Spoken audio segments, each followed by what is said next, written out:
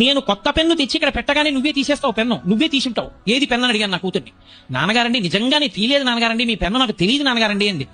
నువ్వే తీసుంటావు అని చెప్పి ఒక్క మొట్టికాయ కొట్ట తల పట్టుకుని ఏడుస్తుంటే వెళ్ళి గబగబా నా పరుసు అవి తీసుకుంటుంటే పెన్ను స్టాండ్ లో పెట్టవలసింది పరుసు పక్కనెట్టాను. ఎందుకు కూతురు దగ్గరికి వెళ్ళి క్షమార్పణ అడగకూడదని, అయ్యో పిల్లని నిష్కారణంగా తిట్టాను, మొట్టికాయ కొట్టాను, పాపం ఏడుస్తోంది అనుకుని పెన్ను జేబులో పెట్టుకుని కనపడకుండా దాని ఎదురుగుండా కనపడితే అదిగో పెన్ను అంటుందేమో అని ప్యాంట్లో పెట్టుకుని కిందకి వెళ్ళిపోయి మోటార్ సైకిల్ తీస్తున్నాను. ఏడుస్తున్న కళ్ళు ఇలా తుడుచుకుంటూ హెల్మెట్ పట్టుకుని పరిగెత్తుకొచ్చి, నేను నాన్నగారండి హెల్మెట్ మర్చిపోయారు, మొన్న పోలీసులు పట్టుకుని 100 రూపాయలు చలానా వేశారన్నారు, అందుకని హెల్మెట్ పట్టుకొచ్చాను నాన్నగారండి, పెట్టుకోండి అని ఇచ్చి టాటా నాన్నగారండి అని అనుకోండి.